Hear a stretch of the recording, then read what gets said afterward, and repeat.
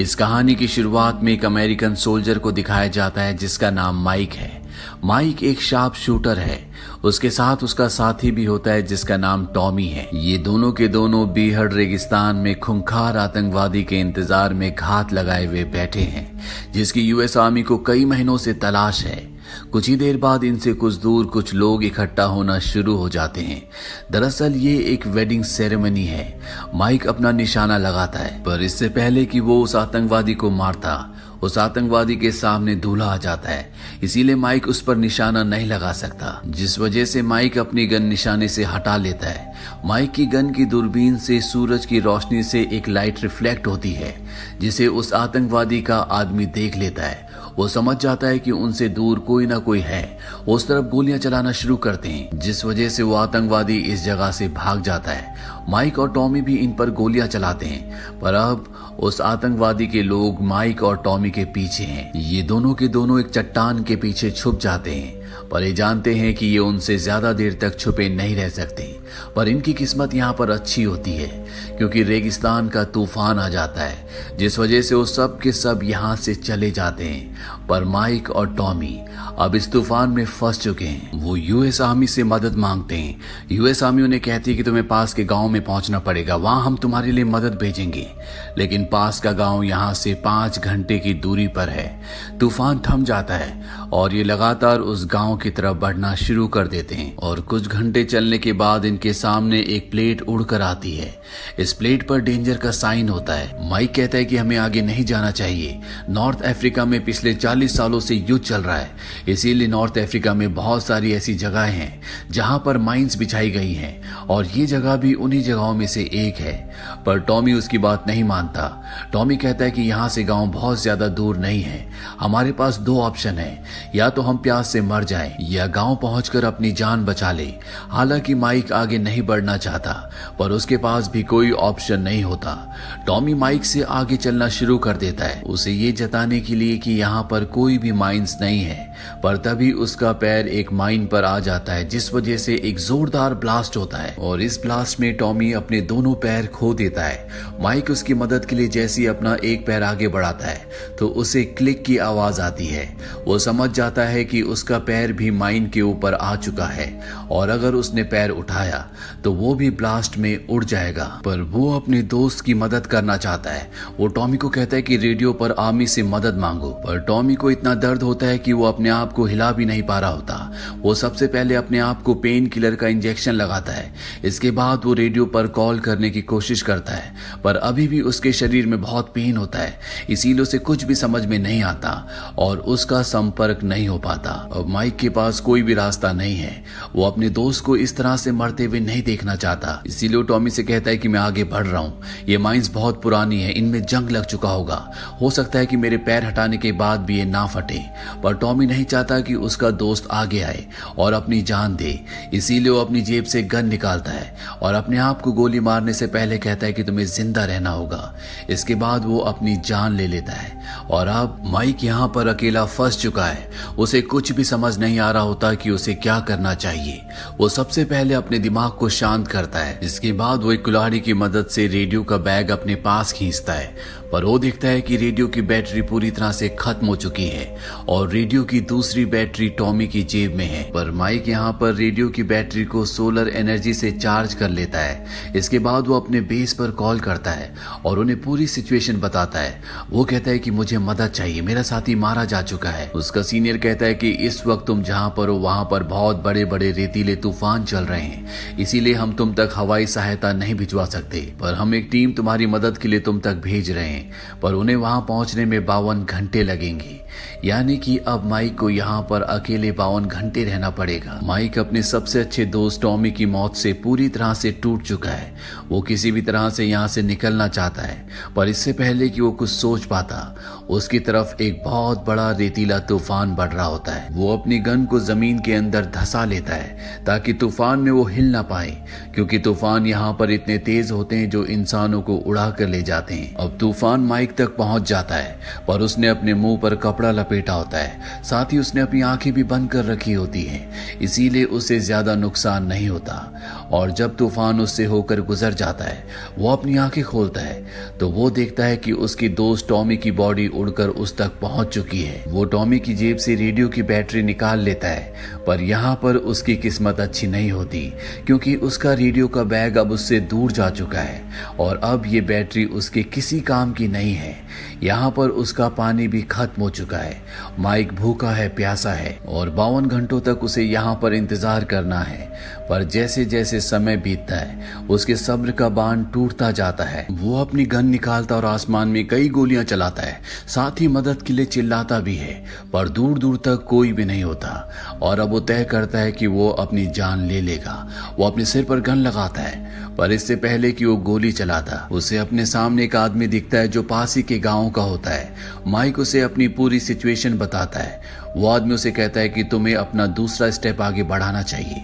Mic कहता है कि अगर मैंने कदम बढ़ाया तो मैं भी अपने दोस्त की तरह मारा जाऊंगा। वो आदमी माइक के पास आता है, पर वो सीधा नहीं आता, वो जिगजैग पोजीशन में आता है, क्योंकि शायद उसे भी पता है कि यहाँ पर माइंस है। माइक उसे अपनी पानी की खाली बोतल देता है, क्योंकि वो प्यासा होता है। साथ ही उससे अपना रेडियो भी मांगता है, जो उससे कुछ ही दूरी पर होता है। वो विलेजर कहता है कि यहाँ पर कोई भी म्यूजिक नहीं बजेगा, तुम डांस नहीं कर सकते, तुम्हें अपने कदम आगे बढ़ाने चाहिए। ये कहकर वो आदमी वहां से चला जाता है। माइक उसी तरह से कई घंटों तक उसी जगह पर खड़ा रहता है और कुछ देर बाद उसे अपने से दूर एक छोटी लड़की दिखती है, जो ठीक उसी विलेजर की तरह जिगजैग तरीके से माइक तक पहुंच जाती है। वो माइक को पानी देती है, साथ ही अपने गले में लटके थैले से वो एक सोल्जर के टॉय को निकालती है। माइक के पास भी एक ऐसे टॉय होता है जो उसे इसी रेगिस्तान में मिला था। वो टॉय उस लड़की को दे देता है। इसके बाद वो उस छोटी लड़की से अपने रेडियो का बैग भी मांगता है, पर वो लड़की भी उसे बैग नहीं देती। दरअसल ये उसी विलेजर की बेटी होती है जो अभी कुछ देर पहले यहाँ पर आया था, और अब ये छोटी लड़की भी यहाँ से चली जाती है। अब अंधेरा होना शुरू हो जाता है। माइक के पास उसका जो मोबाइल होता है, वो उसमें अपनी पत्नी का एक रिकॉर्डेड मैसेज देखता है, जिसमें उसकी पत्नी कहती है कि मैं तुम्हारा इंतजार कर रही हूँ, मिशन कंप्लीट करके जल्दी वापस आना। ये सुनकर माइक इमोशनल हो जाता है। माइक ने यहाँ पर अपने लिए आग भी जलाई होती है, पर वो बहुत ज्यादा थका होता है, इसीलिए वो आधी नींद में होता है, जिस वजह से उसकी आग बुझ जाती है, उसे पता ही नहीं चलता। और कुछ ही देर बाद उसे यहाँ पर जानवरों की आवाज आनी शुरू हो जाती है। यहाँ पर रेगिस्तान के खूंखार डॉग्स हैं जो माइक को अपना शिकार बनाना चाहते हैं। वो धीरे धीरे माइक की तरफ बढ़ रहे होते हैं। माइक उन पर गोलियां भी चलाता है, पर चारों तरफ अंधेरा होता है। माइक टॉर्च की मदद से एक डॉग को देख लेता है और उसका निशाना इस बार सही जगह पर लगता है। डॉग उछलकर माइन के ऊपर गिरता है, जिससे यहाँ पर एक बहुत बड़ा ब्लास्ट होता है। यहाँ पर जितने भी डॉग्स होते हैं वो सब के सब इस जगह से भाग जाते हैं। अब सुबह होती है और एक बार फिर से वो विलेजर माइक के पास आता है। वो माइक को जिंदा देखकर हैरान होता है। वो माइक से कहता है कि तुम इस बीहड़ में पूरी रात बिना हिले जानवरों से बचे रहे, ये किसी करिश्मे से कम नहीं है। वो माइक को एक बार फिर से कहता है कि तुम्हें अपने कदम आगे बढ़ाने चाहिए, पर माइक उसकी बात नहीं मानता। माइक उस विलेजर से कहता है कि तुम्हें पता है कि माइंस कहाँ पर है, इसीलिए तुम जिगजैग तरीके से यहाँ पर आते हो। विलेजर उसे कहता है कि मुझे नहीं पता कि माइंस कहाँ पर है, पर अगर मैं सीधा सीधा चलते हुए आया तो कभी ना कभी मेरा पैर माइन के ऊपर आ ही जाएगा, इसीलिए मैं जिगजैग तरीके से यहाँ पर आता हूँ। माइक उससे अपना रेडियो मांगता है। वो विलेजर उसे उसका रेडियो देकर वहां से निकल जाता है। माइक को अब भ्रम होना शुरू हो जाते हैं। उसे अपना दोस्त टॉमी दिखता है, जो माइन के फटने से अब इस दुनिया में नहीं रहा। टॉमी उसे कहता है कि तुम अभी तक यहीं पर खड़े हो, तुम्हें घर वापस जाना चाहिए, तुम्हारी पत्नी तुम्हारा इंतजार कर रही है। माइक को यहाँ पर अपने अतीत की वो सारी गलतियां याद आती है जो उसने की थी। उसने अपनी पत्नी के साथ अच्छे से बिहेव नहीं किया। जब उसकी पत्नी को उसकी सबसे ज्यादा जरूरत थी, तब वो उसे छोड़कर अपने मिशन पर चलाया। अब एक बार फिर से रात हो चुकी है और चारों तरफ वही खूंखार डॉग्स हैं जो एक रात पहले माइक को मारना चाहते थे। वो माइक के ऊपर हमला कर देते हैं। माइक पूरी रात उन डॉग्स से लड़ता है। वो कई डॉग्स को मार देता है। सुबह होने के साथ माइक अपनी घड़ी देखता है। अभी भी उस तक मदद पहुंचने में 7 घंटे बचे हैं, यानी कि माइक को इस भीड़ में फंसे हुए पूरे 45 घंटे हो चुके हैं। 45 घंटों से वो एक ही जगह पर है, वो एक कदम भी आगे नहीं बढ़ा। अब माइक को रेडियो पर उसके सीनियर का कॉल आता है। उसे बताया जाता है कि जो टीम उसकी मदद के लिए आ रही थी वो टीम अब वक्त पर नहीं पहुंच पाएगी, वो 10 घंटे लेट है, यानी कि उसे 17 घंटे इंतजार करना होगा। वो माइक से पूछते क्या तुम कर सकते हो? माइक कहता है कि नहीं। उसका सीनियर कहता है कि कोई तुमसे बात करना चाहता है, और दूसरी तरफ से जेनी की उसकी पत्नी की आवाज आती है। माइक उससे माफी मांगता है। वो कहता है कि मुझे यहाँ नहीं आना चाहिए था, मुझे तुम्हारे साथ रुकना चाहिए था। मैंने अपने हर वादे को तोड़ा, जो चीजें खूबसूरत थी मैंने उन्हें बिगाड़ दिया, मैंने हर एक अच्छे पल को बुरे पल में बदल दिया। यहाँ पर माइक को अपनी पत्नी अपनी आंखों के सामने सोफे पर बैठी हुई दिखती है।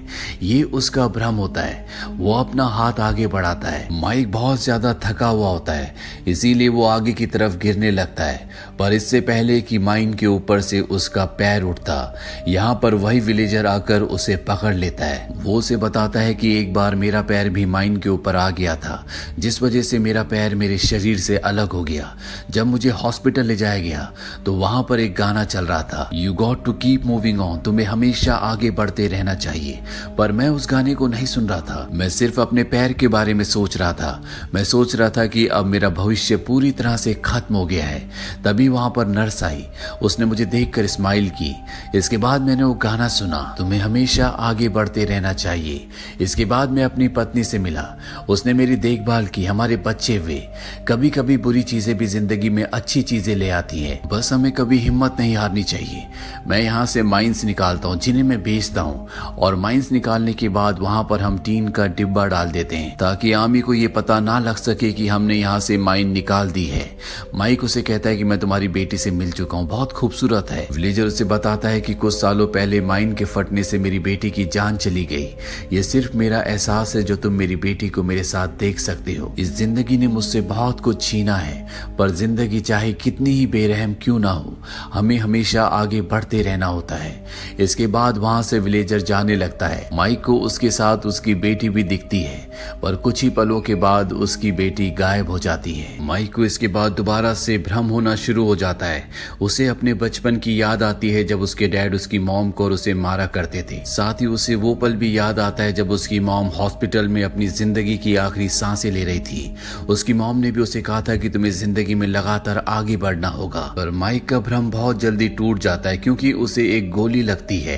दरअसल जिन लोगों को वो मारने के लिए यहाँ पर आया था वो लोग उसे ढूंढ लेते हैं और उस पर लगातार गोलियां चलाते हैं। माइक बहुत बहादुरी से और समझदारी से उनका सामना करता है और एक एक करके वो कई लोगों को मार देता है। अब उसके सामने उसका आखिरी निशाना होता है, पर जब वो उस पर गोली चलाता है तो उसकी गोलियां खत्म हो जाती हैं। ये दरअसल माइक का भ्रम होता है। उसके सामने उसके डैड होते हैं जो उसे गले से लगा लेते हैं। माइक को एहसास होता है कि जिन लोगों से वो जिंदगी भर नफरत करता रहा, दरअसल वो लोग उससे प्यार करते थे। अब माइक को बचाने के लिए उसकी आर्मी वाले लगभग उस तक पहुंच जाते हैं, पर रेगिस्तान में उसे देखना इतना आसान नहीं होगा क्योंकि रेगिस्तान में जब गाड़ियां चलती है तो बहुत ज्यादा धूल उड़ती है। माइक के पास अपनी लोकेशन बताने का सिर्फ एक ही तरीका है और वो है फ्लेयर गन, जो उससे कुछ दूरी पर होती है, जिसे उठाने के लिए उसे अपने कदम आगे बढ़ाने होंगे, नहीं तो वो यहीं पर भूख और प्यास से मर जाएगा। उसे विलेजर की बात याद आती है कि हमेशा हमें आगे बढ़ते रहना चाहिए। माइक पूरी हिम्मत करता है और वो एक कदम आगे बढ़ जाता है, पर कदम आगे बढ़ाने के बाद यहाँ पर कोई भी ब्लास्ट नहीं होता। माइक ये देखकर पूरी तरह से हैरान होता है और जब वो उस जगह को खोदता है तो वहां पर टीन का एक डिब्बा होता है। जैसा कि विलेजर ने कहा था कि वो यहाँ से माइन निकालकर वहां पर टीन का डिब्बा डाल देते हैं, और माइक जब उस टीन के डिब्बे को खोलता है तो उसके अंदर एक सोल्जर का टॉय होता है। माइक उसी जगह पर लेट जाता है। वो पिछले 62 घंटों से इसी जगह पर खड़ा था। माइक की जिंदगी के इस इंसिडेंट ने उसकी पूरी जिंदगी बदल दी। कुछ दिनों बाद वो वापस अपने देश जाता है जहां एयरपोर्ट में उसकी पत्नी उसे लेने के लिए आई होती है। माइक उसके सामने अपने घुटनों पर बैठ जाता है क्योंकि उसे अब जिंदगी की इंपॉर्टेंस का पता है। उसे पता है कि जिंदगी में खुश रहना चाहिए, हालात कैसे भी हों, इंसान को हमेशा आगे बढ़ते रहना चाहिए। कभी कभी जिंदगी में बुरी चीजें भी अच्छी चीजें ले आती हैं, जिस तरह से माइक और उस विलेजर की जिंदगी में लेकर आई। बस इन दोनों में एक ही चीज कॉमन थी, ये दोनों जिंदगी में आगे बढ़े। तो ये थी पूरी कहानी फिल्म माइन की। ये फिल्म